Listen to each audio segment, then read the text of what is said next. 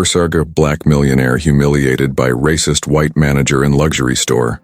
But when he returns the next day, the truth is revealed. James Carter walked the streets of London with a sparkle in his eyes. It was a sunny morning, and the city was alive with energy. He wore a new polo shirt and well-fitted pants, a birthday gift from his grandmother. When he spotted a luxury store, his hopes ignited. He had always dreamed of stepping into such a sophisticated place, where the products seemed to shimmer with an almost magical charm. As he crossed the threshold, a soft chime announced his entry. The interior of the store was stunning, with delicate lights hanging from the ceiling and shelves displaying clothing and accessories from renowned brands. James admired an elegant suit displayed in a window, imagining how he would look wearing it. One day, maybe, he thought. He was lost in his daydreams when suddenly, he felt an imposing presence behind him. "Hey you, what are you doing here?" The security guard's voice was deep and cutting. James turned around to recognize the robust figure of the man who was eyeing him with suspicion. The guard's expression was that of a predator about to pounce on its prey. "I was just looking at the clothes," James replied, trying to remain calm. "I'm not doing anything wrong." "Of course not. You think you can just come in here and touch things? Get out right now." The security guard stepped closer, making James feel small and vulnerable. The gazes of other customers began to turn toward him, amplifying his embarrassment. "Please, I just wanted to see—" James attempted to argue, but his voice faltered. Fear and frustration mingled within him, and he felt heat rising to his face. It was as if the environment was closing in around him, and the weight of discrimination pressed heavily on his shoulders. "Don't make me repeat myself," the guard insisted, now with a threatening tone. "Leave before I call the police." The word police echoed in James's mind like thunder. He wasn't just being kicked out, he was being treated like a criminal because of the color of his skin. With blurred vision, he stepped back and decided to leave the store. The disapproving looks of other customers followed him, and he could feel the indignation and complicity in the air. The pain of injustice was palpable. Meanwhile, Oliver Hughes, a black journalist covering social justice issues, was at his desk when he received a call from a colleague. "Did you see what happened at the luxury store? A young man was accused of theft just for being black. This is the kind of thing we need to investigate." "Yes, I heard something about it," Oliver replied, already feeling a pang of empathy. "This is unacceptable. Let's look into this story. We need to give a voice to those who don't have one." After the call, Oliver sat at his desk, contemplating how he could approach the case. He knew that this type of incident wasn't isolated. It was part of a broader pattern of discrimination permeating society. "I can't let this slide. It's time to expose the truth," he thought, preparing to dive into the investigation. Across town, Emma Reynolds was in her office, surrounded by piles of documents. She looked up from her computer and read the headline about James's case. Her heart raced. She remembered her own childhood, the injustices she had witnessed, and her family's struggle for dignity. "This can't be happening," she whispered to herself, feeling the need to act. "I need to help," Emma decided, already imagining how she could use her legal skills to fight alongside James. She recalled every debate she had participated in during law school, where she fervently defended social justice. "If not me, who?" she thought as she prepared to reach out to James and offer her assistance. With renewed determination, Emma stood up from her chair and grabbed her phone. It was time to make a difference. James Carter was taken to the police station in a state of deep shock. The journey there felt like an eternity, each moment dragging as if time had stopped. He sat on a hard bench, his trembling hands resting on his knees, as the reality of what had just happened began to seep into his mind. The security guard's words echoed in his head. "You don't belong here." The looks from customers who had once admired him had now turned into disapproval and distrust. He felt like an intruder in his own skin. On the other side of the city, Oliver Hughes was at his desk, surrounded by stacks of papers and the dim light of his computer screen. A colleague's call hit him like a lightning bolt. "Did you hear what happened at the luxury store? A young black man was accused of theft. It seems like another case of racial discrimination," his friend said, voice filled with concern. Oliver felt a surge of urgency. "No, I hadn't heard. Do you have more details?" Indignation began to bubble within him. "I'll investigate this. It's time to bring the truth to light." Meanwhile, Emma Reynolds was sitting in her office, filled with books and legal documents. She was reviewing a case when an article about James's incident caught her attention. As she read the words, a wave of memories flooded her. She remembered her childhood when she witnessed injustices and discrimination that marked her life and the lives of close friends. The desire to fight for justice burned within her. "This can't be left like this," she murmured to herself, determined to help James. "I can't turn a blind eye to this." Back at the police station, James awaited nervously. The atmosphere was oppressive, and the sound of doors opening and closing echoed his own anguish. Finally, Emma entered. Her determined and welcoming gaze gave James a glimmer of hope. "James, I'm Emma. I'm here to help you," she said, pulling up a chair to sit beside him. "Can you tell me what happened?" He hesitated, the pain and confusion evident on his face. "I just walked into the store. I was admiring a watch. Then the security guard came up to me accusing me of stealing. People looked at me like I was a criminal," he said, his voice choked. "I didn't do anything." Emma listened intently, her expression growing more serious with each word. "James, this is not your fault. What happened to you is an injustice, and I will fight for you to be heard. You are not alone." Before we continue with this gripping story, take a moment to subscribe to the channel so you don't miss any stories. And let us know which city you're watching this video from in the comments. The young man looked at her, tears welling in his eyes. "But what if no one believes me? What if I get prosecuted?" "I will make the truth come to light," Emma responded, her voice firm. "We need to gather evidence and witnesses. We will show that you are the victim here." Meanwhile, Oliver was in his newsroom, brimming with ideas. He knew he had to act quickly. "I want you to interview those who were in the store," his editor said, a skeptical look on her face. "But this isn't a big enough story for the front page. You don't understand. This is about more than just a robbery. It's about discrimination, about how society views black people. We need to give voice to this," Oliver insisted, his tone fervent. "If we don't tell this story, who will?" The editor hesitated but eventually agreed. "All right, do your job, but don't make me regret it." With determination, Oliver began to devise a plan. He knew he had to find witnesses, people who could corroborate James's story. The injustice could not go unnoticed. Meanwhile, in the small interrogation room at the police station, Emma and James were forming a connection. She could see the pain in his eyes. The struggle he faced was not just for his freedom, but for a recognition that went beyond the individual. "I will do everything I can to ensure this doesn't happen to anyone else," Emma stated, as a group of police officers passed by, oblivious to the significance of what was happening there. James took a deep breath, and for the first time since it all began, he felt a possibility of change. He was no longer alone. Emma Reynolds was sitting at her desk, surrounded by piles of documents and law books, when the sunlight filtered through the window, illuminating her office with an aura of determination. She glanced at a photo of her family on the desk, recalling her childhood when social injustices were merely stories told by her grandmother, but now they were becoming a palpable and painful reality. With a deep sigh, Emma focused again on James Carter's case. The injustice he faced in the luxury store resonated deeply with her, and stirred memories of times when she too felt powerless in the face of racism. "I can't let this go. I can't," she murmured to herself as she fervently typed a cover letter for her next meeting with James. Meanwhile, Oliver Hughes was in his small apartment, surrounded by notes and newspaper clippings documenting not only James's case, but also a long list of similar incidents. He was reviewing the responses to his latest article, which had generated considerable buzz on social media, when his phone rang.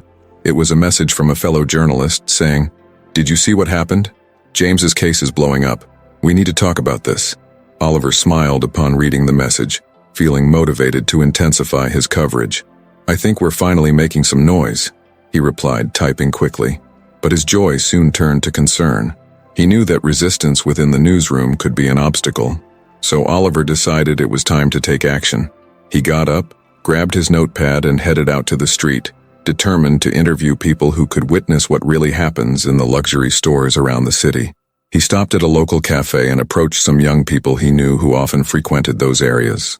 "Hey, have you heard about what happened to James?" he asked, making everyone turn to him, some nodding in recognition. "What do you think about it?" "It's ridiculous, man. We know how these stores work," one of the young men said, anger in his voice. "They only see the color of our skin. What happened to him could have happened to any of us. I want to talk to you all. We need to show that this isn't an isolated incident." "It's a pattern," Oliver replied, his heart racing as the conversation intensified. Meanwhile, in another part of the city, James was at home, surrounded by friends and family sending him messages of support. He felt lost, but the encouraging words he was receiving on social media began to shift his perspective. He opened his phone and saw a group of supportive messages, a wave of hope washing over him. "James, you are strong. Don't give up," one message read. "We're with you, fighting together." With a shy smile, he replied, "Thank you, everyone. I don't know what to do, but I'm trying to stay strong." As he sent the message, he felt a growing connection with the community, something he hadn't fully realized before. That night, Emma lay in bed, her heart filled with determination and an idea pulsating in her mind. "I need to meet with James. We need to talk about his story, about how we can use this to create change," she thought, closing her eyes. The idea of a larger movement was forming, and she knew she couldn't do it alone. The next day, Emma met James at the police station, and as she entered the room, she saw the tired and worried expression on the young man's face. "James," she began, "I want you to know that you are not alone. We will fight for you and we will do this together." James looked into her eyes, feeling a wave of relief.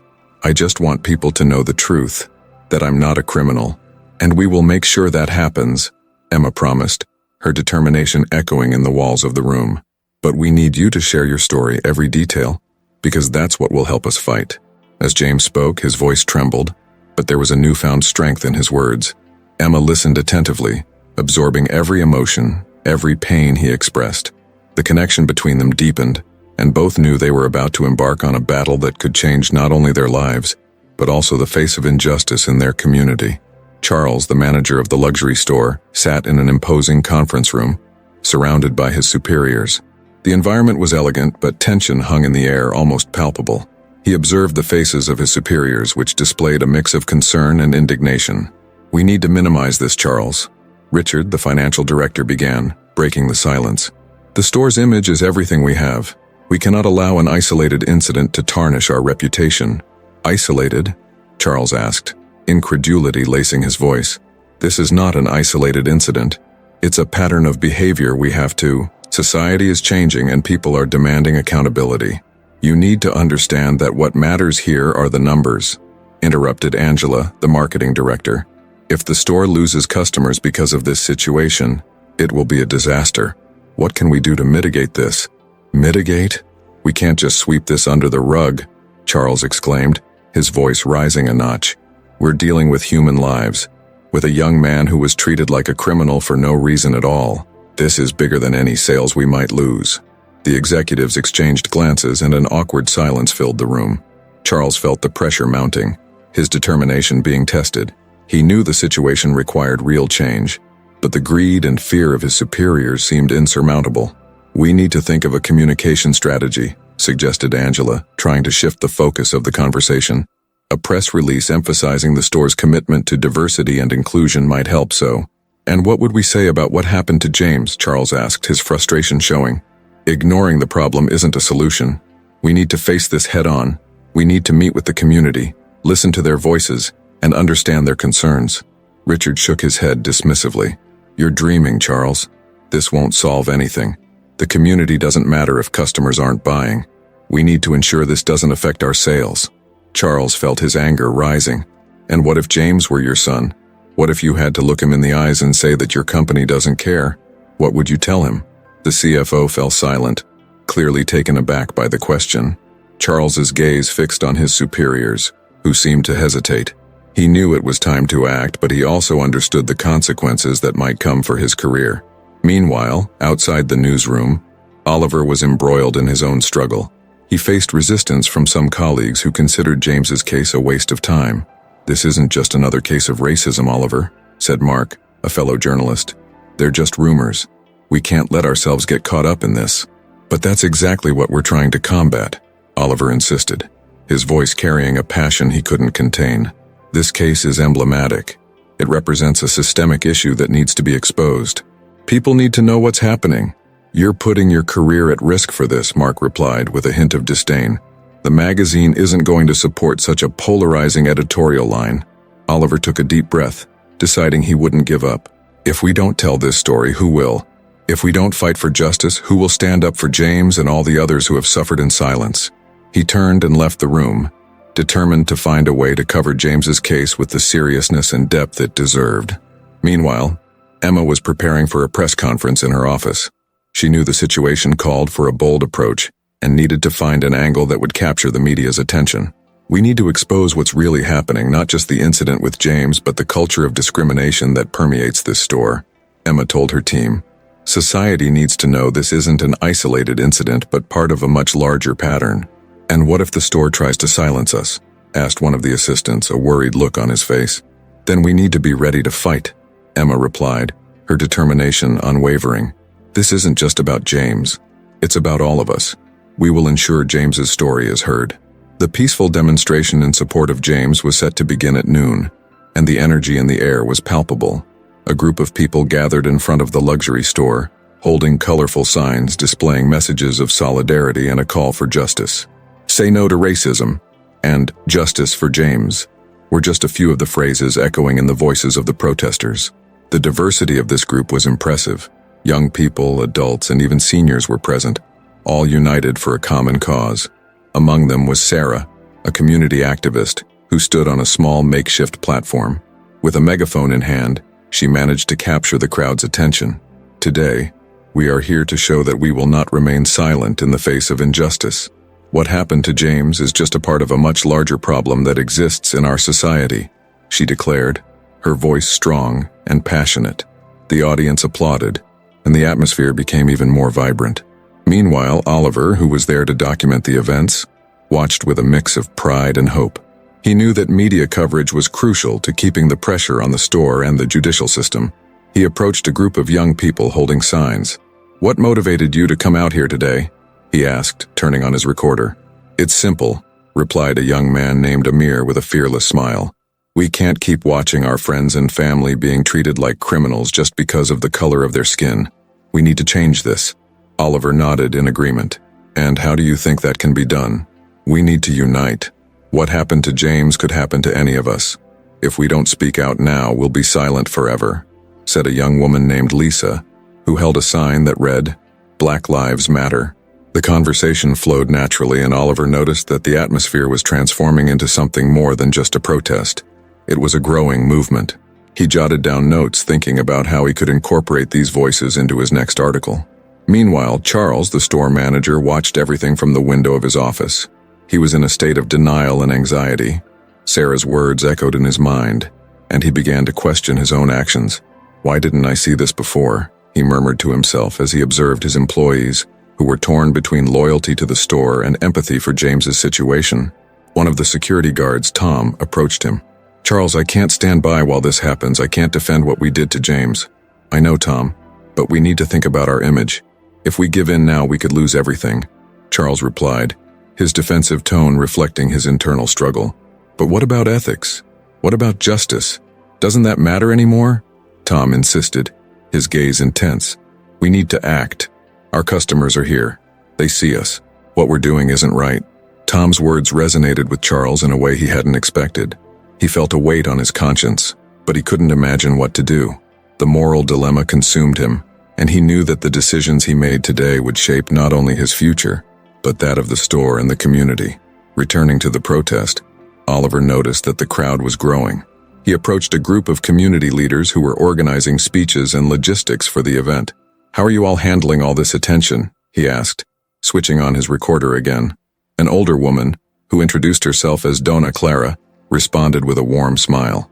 "We're here to ensure that the community's voice is heard. This isn't just about James, it's about all of us. We need change, and we've been silent for too long. We're ready to fight," a young man beside her added, "and we won't stop until things really change." The sun was beginning to set, and the colors of the sky reflected the determination and hope of that moment. The protest was turning into a celebration of resistance and the struggle against injustice. Oliver felt adrenaline coursing through his veins, knowing he was witnessing something much bigger than he had imagined. James's fight had become everyone's fight, and together, they were ready to challenge the system. Emma and James were gathered in a conference room, the smell of fresh coffee mingling with the tension in the air. The table was covered with papers, legal documents, witness statements, and notes about the case. It was evident that the pressure was mounting, especially with the date of the trial approaching. "We need to be strategic," Emma began, looking intently at James. "The system is against us and every detail counts. Do you feel prepared to testify? James nodded, though uncertainty was still etched on his face. I just want people to understand what happened. It wasn't just an accusation. It was a humiliation, a dehumanization. I know, Emma said empathetically, but your story is powerful. We needed to show the court the reality of what you experienced. We will work together to make sure you feel safe and confident. Do you really think this can change anything? James asked, his voice barely above a whisper. Yes, James. If we can expose the truth, it could resonate beyond the courtroom. And you're not alone. The community is with you, and we will fight for this. Meanwhile, at the newspaper office where Oliver worked, he felt increasingly pressured. The resistance he faced from some colleagues was frustrating. We can't ignore what's happening, he insisted, gesturing to his co-workers seated around the James's case is an opportunity to expose the flaws in our system. Racism cannot be swept under the rug. Oliver, this isn't a topic most of our readers care about, one of his colleagues replied, crossing his arms. We're talking about a luxury store. Who cares about this? That's exactly the problem, Oliver countered passionately. We're so used to ignoring these issues that we don't realize how much they affect lives. James deserves for his story to be told, and if we don't tell it, who will? He felt compelled to go beyond superficial coverage and delve deeper into the issues surrounding racial discrimination. With this in mind, he decided to investigate further.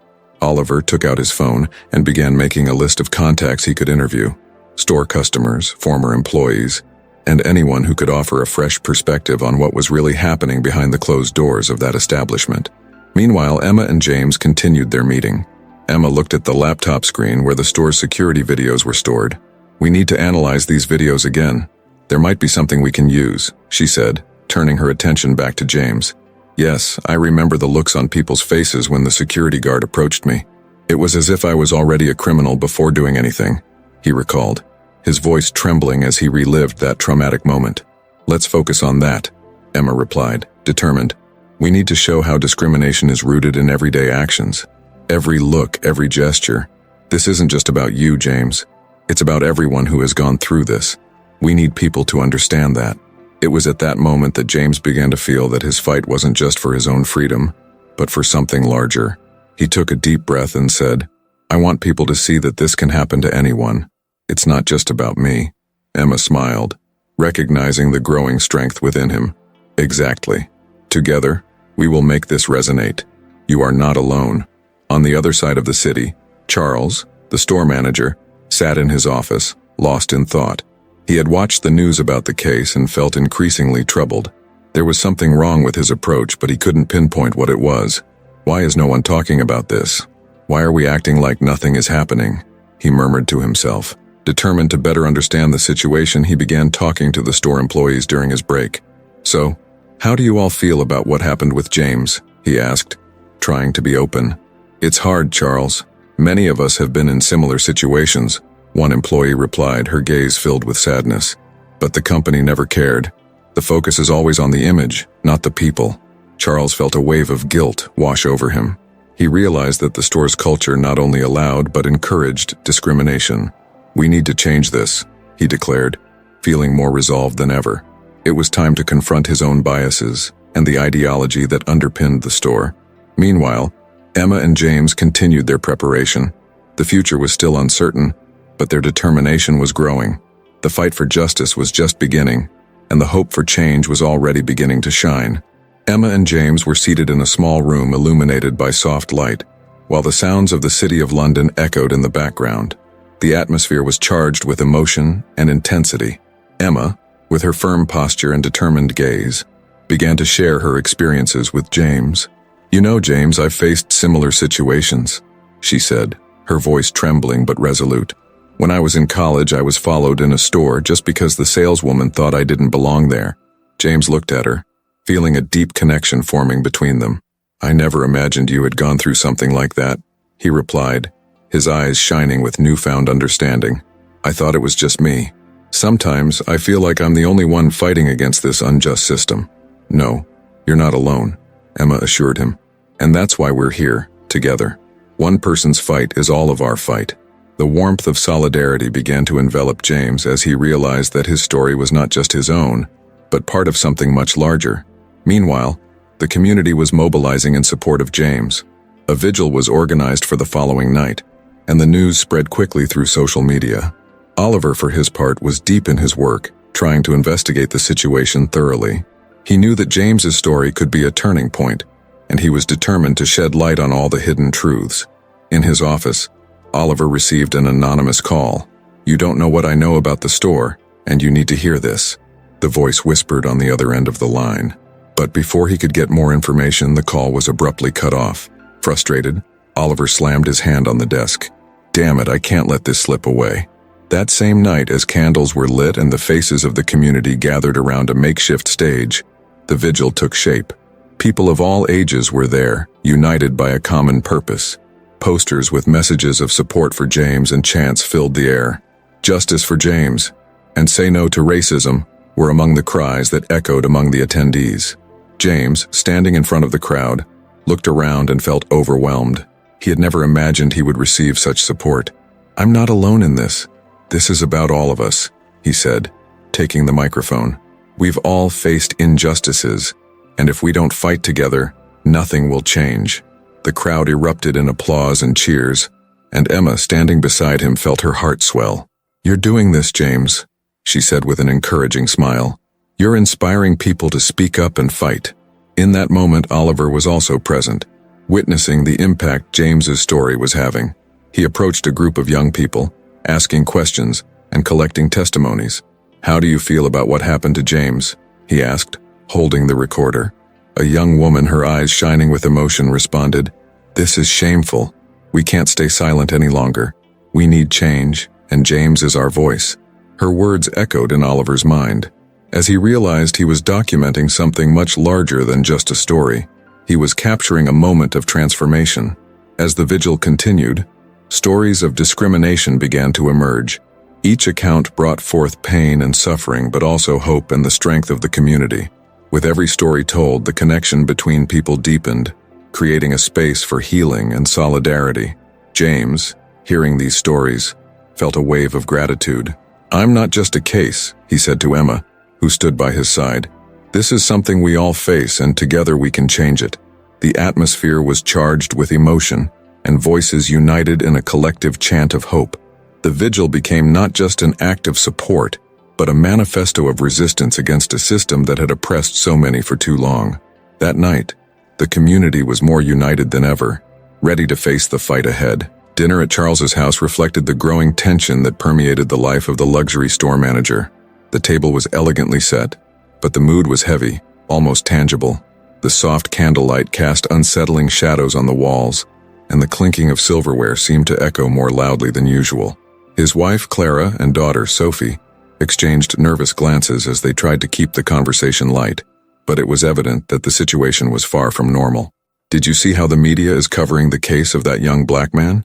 Clara asked, attempting to break the silence. "They're saying the store is involved in a discrimination scandal." "Yes, I saw," Charles replied, his tone revealing his concern. "But we can't pay attention to rumors. We need to protect the store's image. That's what matters, right?" Sophie, only 16, but already showing a keen sense of justice, couldn't hold back. "Dad, do you really think this is just a rumor? James did nothing wrong, and yet he was treated like a criminal. That's not fair." "Calm down, Sophie," Clara intervened, sensing her daughter's emotional turmoil. "Your dad is just trying to do what's best for all of us." Charles felt suffocated by his family's words. What was best for him? What was best for his store? And above all, what was right? He forced himself to swallow what felt like a knot in his throat. "I know it's complicated, but people don't understand how the business world works. We need to keep our reputation intact." "And whose reputation is that exactly?" Sophie raised her voice, clearly frustrated now. "Yours? Or James's, who was treated like a criminal for nothing? This isn't about reputation, it's about humanity." Charles fell silent, his gaze fixed on his plate. What his daughter said hit him deeply. He thought about how his life had become a delicate dance between ethics and the expectations of his job. "I don't know, Sophie, I just want this to end. I don't want to lose my job. I don't want this to affect our family." "And you think ignoring the problem will make it disappear?" Clara asked, her voice tinged with desperation. "You need to take a stand, Charles. We need to take a stand." The discussion intensified as the night wore on. Charles found himself torn, battling the mounting pressure from his superiors and the growing indignation of his own family. He felt the pain of being a man in a position of power, but he also recognized that this power came with a responsibility he hesitated to embrace. Meanwhile, outside the house, a group of protesters gathered. Signs and shouts called for justice, echoing into the cold night. The vibrant energy of the social movement pulsed, but for Charles, it all felt distant and almost surreal. He knew that inside his home, the real struggle was unfolding in the form of words. "I just want you to understand that this affects more people than you imagine," Sophie said, her voice now calmer but firm. "James isn't just a name in a headline. He's a person, a life, and if you do nothing, you're contributing to the injustice." Charles felt the weight of his daughter's words. What could he do? Doubts began to form in his mind. He stood up from the table, unable to bear the pressure any longer. "I need some time to think," he said, his voice barely a whisper. He stepped out into the backyard, seeking a breath of fresh air, but what he found was the echo of cries for justice reaching him. Meanwhile, in the courtroom, tension was mounting. James was about to testify and the room was filled with anticipation. In his mind, he prepared to share his truth, even if it meant confronting all his fears. He knew his story mattered, not just for him, but for everyone who had ever been unjustly treated. Thus, the lives of Charles, James, and the community intertwined in a decisive moment, where each choice could alter the course of their stories. The tension in the courtroom was palpable, as if the air was charged with electricity. The judge, with a serious expression, watched the lawyers preparing for yet another round of arguments. Emma, confidence reflected in her eyes, stood up and pulled out the papers she had meticulously organized. "Your Honor, I would like to present new evidence that shows a pattern of racism not only in this store, but in other branches of the group," she began, her firm voice echoing through the room. All eyes turned to her. Many in the audience leaned forward, attentive. "We have access to records from customers and employees that corroborate James's experience and reveal a systematic pattern of discrimination," Emma continued, projecting graphs and documents onto the screen. "These data are not just numbers. They represent lives, experiences, and above all, injustices that need to be acknowledged." At the back of the room, Charles, the store manager, felt his stomach churn. Surrounded by his lawyers, the sensation that everything was crumbling left him uneasy. He exchanged nervous glances with his colleagues as Emma laid out the data that could change everything. "But this is just an attempt to divert attention from the case at hand," shouted one of the defense attorneys, standing up quickly. "You can't just pull information from other locations and present it as relevant here." Emma didn't hesitate. "Your Honor, this data is crucial for understanding the culture that permeates the store. They show that what happened to James was not an isolated incident, but part of a behavioral pattern that must be examined." The room fell silent, and Emma continued to present her evidence, detailing each case of discrimination she had uncovered. She spoke with passion, causing many in the audience to feel emotional. James watched, feeling empowered by Emma's determination. "And how can we trust the testimony of a security guard who, even in the face of evidence, refused to acknowledge his own prejudice?" Emma questioned, looking directly at the defense attorneys. "He relied on assumptions, on stereotypes. What we have here is a reflection of a society that refuses to see reality." Across the room, Charles felt increasingly pressured. He could not ignore the voices of his employees echoing in his mind, demanding change, demanding justice. That pressure began to weigh heavily on his shoulders. "Maybe I was one of those who contributed to this," he thought, a chill running down his spine. After Emma's presentation, it was the defense's turn. Charles, now pale and visibly shaken, stood up to testify. He began to speak, but his voice faltered. I didn't want this to happen." He looked at James, who was watching him with a mix of anger and compassion. "You didn't want this to happen, but what you did was allow it to occur," Emma interjected, her voice sharp. "You didn't just see it, you participated. And now here we are, all of us, demanding that you take responsibility." The room was in a stunned silence when Charles, in a moment of vulnerability, blurted out, "I never thought that my store could hurt someone like this." He looked down at the floor as if trying to find some answer there. James, in turn, felt a wave of hope. "If you truly believe you can change, then do it," he said, his voice firm. "Acknowledging the mistake is the first step, but it won't be easy. You need to take a stand." Meanwhile, outside the courthouse, James's community was mobilizing. Several supporters gathered in front of the building, holding signs and shouting for justice. The energy of the protest seemed to penetrate the walls, reaching the courtroom and fueling Emma and James's determination. "We need change," a woman in the crowd shouted. "Not just for James, but for all of us."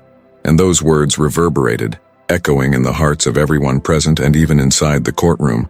The atmosphere felt revolutionary. The judge, sensing the intensity of the moment, began to prepare for the next step. The fight for justice was far from over, but the resolve of James, supported by Emma and the community, was stronger than ever. They were ready to face whatever came next. Together, the atmosphere in the courtroom was thick with tension. The murmurs from the audience became a distant echo as the defense tried to discredit James, launching a series of questions that felt more like a personal attack than a quest for truth. The defense attorney, a man in a sharp suit, looked at James with disdain and said, "So you claim you were just admiring the products? Why don't we have any witnesses to corroborate your story?" James felt the weight of the words like stones thrown at him. Anguish mingled with the determination to fight. He looked at Emma, who sat beside him, her gaze steady and encouraging. She took a deep breath, ready to intervene. But before she could, Oliver rose from his table. "With your permission, Your Honor," Oliver began, his voice resonating with confidence. "I would like to present new evidence that could change the course of this case." The judge nodded, and Oliver walked to the table, his heart racing. He connected a laptop to the courtroom screen. "I would like to show the recording we recently obtained." The spectators leaned forward, curiosity taking hold of the atmosphere. Oliver played the recording and the room fell silent. The video showed Charles, the store manager, in a private conversation with a colleague. "Those types always try to steal," Charles said, his voice dripping with contempt. "We need to be tough on them. We can't let them think they have rights here." The reactions were immediate. The audience, which had previously been skeptical, was now in shock. Oliver turned to the defense, a triumphant smile on his lips. "These aren't just words spoken in a moment of weakness. This is a reflection of a deeply rooted pattern of discrimination that permeates the store and its branches." The defense attorney attempted to interrupt, but the judge gestured for him to be quiet. "I would like to hear more about this," he said, looking directly at Oliver. "Please continue." Oliver, now fueled by a passionate drive for the cause, pressed on. "This video is not an isolated incident. It reveals a culture of prejudice that affects not only James but all customers and employees of the store. It's time to hold the store accountable for its discriminatory practices." The courtroom was in a frenzy. The defense seemed lost, and the audience erupted in applause in support of James. Emma, with tears in her eyes, gazed at James, who now wore a mixed expression of relief and hope. The judge, recognizing the gravity of the situation, called for silence. "We will take a recess so that all parties can consider the implications of this new evidence," the judge announced, as the room began to stir. During the break, Emma and James moved to a corner, absorbing the weight of the moment. "You did it, Oliver," James said, a broad smile lighting up his face. "You really did it." Oliver, emotional, replied, "It wasn't just me. It was you and your courage. We're all in this fight together." However, as euphoria filled the air, Charles at home watched the news coverage of the trial. The pressure was unbearable. Store employees were organizing a protest, demanding change and justice. He felt torn, afraid of losing his job, but he was beginning to understand that what was happening was bigger than him. In a moment of clarity, he decided he needed to take action. Back in court, after the break, the judge announced the verdict. "After considering the evidence presented and the seriousness of the allegations, I declared James Carter not guilty of theft." A cheer erupted from the audience. James was surrounded by Emma, who hugged him, and by Oliver, who smiled with emotion. The community, which had rallied in support of him, began to sing and dance outside the courthouse. But the story didn't end there. As James and Emma celebrated, Oliver approached them, a serious look on his face. "I need to tell you something," he began hesitantly. "Actually, I'm a distant cousin of James. Our families have always been connected, but I never knew how it fit together."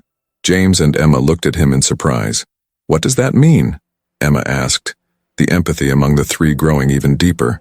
"It means this fight is personal for me too," Oliver replied, emotion spilling over in his voice. "We are all in this together, like family." And so, with the community united and an unexpected family bond, James's story and the fight against discrimination became a symbol of hope and resilience, ready to face new challenges together. We've reached the end of this moving story. If you enjoyed it and want to see more stories like this, don't forget to subscribe to the channel and activate the notification bell. Right now, there's a playlist of videos on your screen. If you want to continue watching these touching stories, just click on it and you'll start watching right away. And now tell us in the comments where you are watching from and leave your like to support our work. Now, a sincere question. Do you agree with what happened in the story? We want to know your opinion. Until the next video.